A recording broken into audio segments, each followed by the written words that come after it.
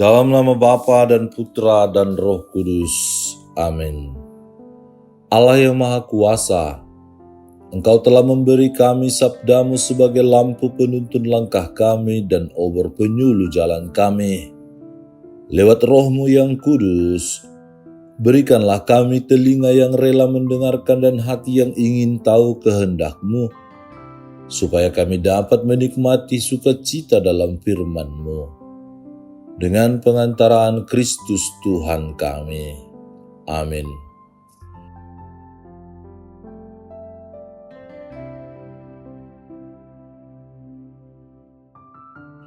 Tuhan bersamamu dan bersama rohmu.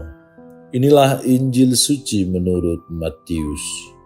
Dimuliakanlah Tuhan. Setelah Yesus tiba di daerah Kaisarea Filipi, Ia bertanya kepada murid-muridnya, kata orang, siapakah anak manusia itu? Jawab mereka, ada yang mengatakan Yohanes Pembaptis, ada juga yang mengatakan Elia, dan ada pula yang mengatakan Yeremia atau salah seorang dari para nabi. Lalu Yesus bertanya kepada mereka, tetapi apa katamu, siapakah aku ini? Maka jawab Simon Petrus, engkau adalah Mesias, anak Allah yang hidup. Kata Yesus kepadanya, berbahagialah engkau Simon bin Yunus, sebab bukan manusia yang menyatakan itu kepadamu, melainkan Bapa-Ku yang di surga. Dan aku pun berkata kepadamu, engkau adalah Petrus, dan di atas batu karang ini aku akan mendirikan jemaat-Ku, dan alam maut tidak akan menguasainya.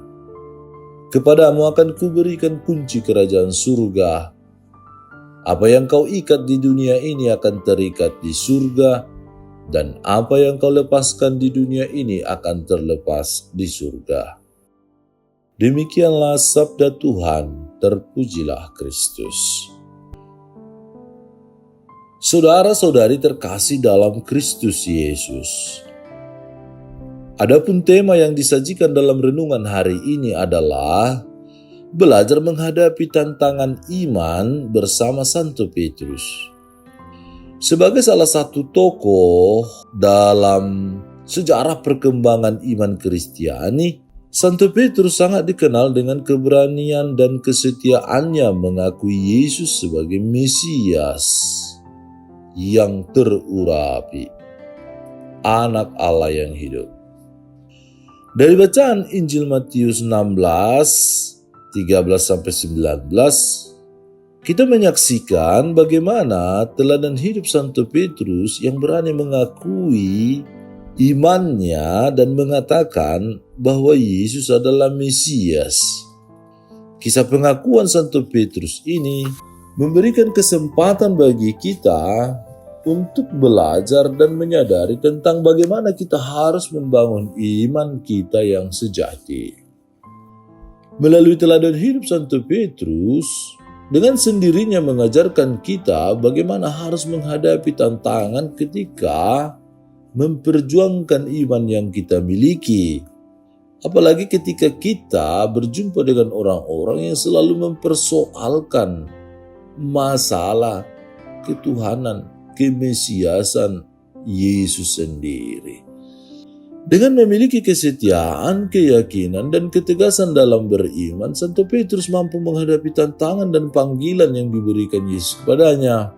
Sehingga dari pengalaman iman Santo Petrus, kita diajak untuk dapat belajar tentang beberapa hal penting sebagai berikut. Pertama, memiliki kesetiaan yang tidak tergoyahkan.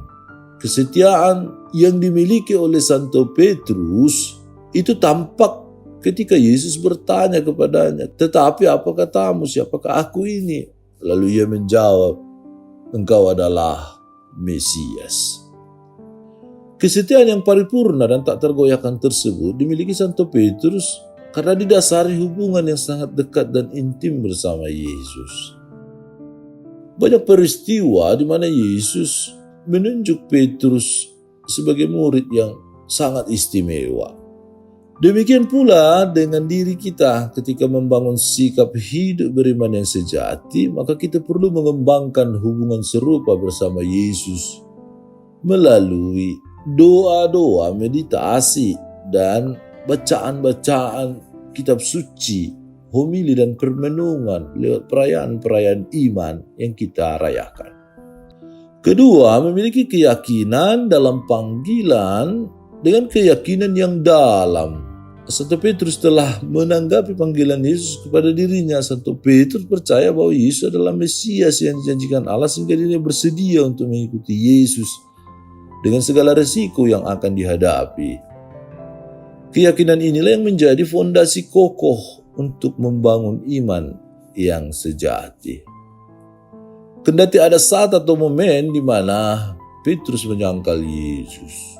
Sebelum Yesus disalibkan, orang bertanya kepadanya sebelum ayam berkokok, "Apakah engkau juga bagian dari orang ini?" Petrus menjawab, "Bukan." Lalu ia pergi, berlari, menangis dan menyesali bahwa ia telah mengkhianati. Di satu sisi dia sangat mencintai, mengimani, mengakui Yesus adalah Tuhan. Tetapi di sisi kemanusiaan lain, dalam bahaya, ia mencoba untuk melarikan dirinya. Itulah kita manusia. Ketika kita memiliki keyakinan yang dalam, maka kita akan mampu mengatasi tantangan ataupun rintangan yang muncul dalam perjalanan iman kita. Kedalaman iman yang dimiliki Santo Petrus bertumbuh dari bagaimana dirinya memahami dan menghayati firman Allah melalui pengalaman pribadinya bersama Yesus.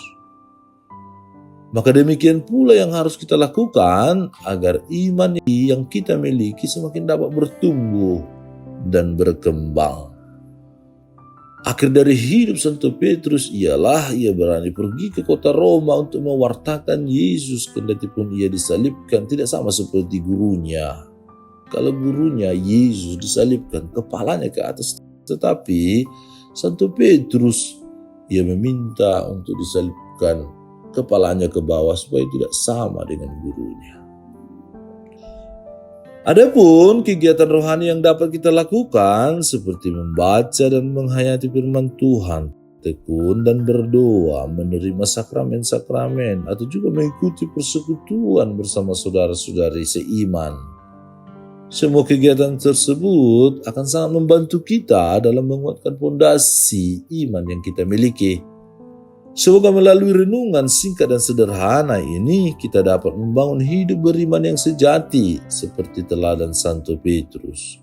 Semoga dengan kesetiaan, keyakinan, ketegasan, kedalaman rohani dan kasih kepada Allah dapat menjadikan hidup kita sebagai saksi iman untuk menyuarakan kemuliaan Allah dan ikut terlibat aktif dalam membangun kerajaannya di dunia ini. Tuhan memberkati. Allah Bapa, kami bersyukur karena kami boleh merenungkan sabda-Mu hari ini. Tak lupa kami berdoa juga bagi para gembala kami, yakni Bapak Paus Fransiskus, para uskup dimanapun mereka berada, para imam, diakon, dan semua orang-orang yang Engkau percayai untuk menggembalakan umat-Mu, menuntun umat-Mu. Sama seperti Engkau bersabda kepada Petrus, kunci kerajaan surga akan Engkau berikan kepadanya, dan Engkau menugaskan bahwa dialah sebagai dasar gereja, pengganti ketua di antara para rasul yang diutamakan. Berkatilah juga semua umat-Mu dimanapun mereka berada. Berikan mereka kesehatan dan kesejahteraan, sehingga selalu mengalami sukacita dan damai dalam seluruh perjuangan hidup mereka. Dengan pengantaran Kristus Tuhan kami. Amin. Tuhan bersamamu dan bersama rohmu. Semoga saudara sekalian dilindungi, dibimbing dan diberkati oleh Allah yang Maha Kuasa, Bapa dan Putra dan Roh Kudus.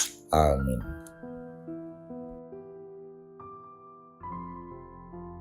Allah Bapa kami, penuntun kehidupan, Engkau telah menuntun Abraham menuju tanah terjanji. Engkau juga menuntun bangsa Israel menuju tanah Yerusalem melalui tangan Musa.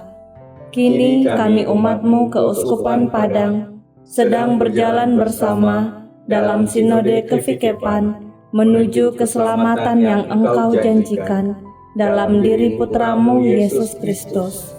Tuntunlah peziarahan hidup kami dengan kuasa Roh Kudus-Mu, agar kami tetap tabah, sabar dan setia menghadapi kesulitan dan tantangan hidup.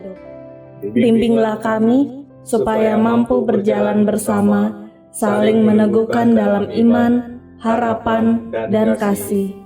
Bunda Maria, doakanlah kami putra-putrimu sepanjang sinode kefikepan ini berlangsung.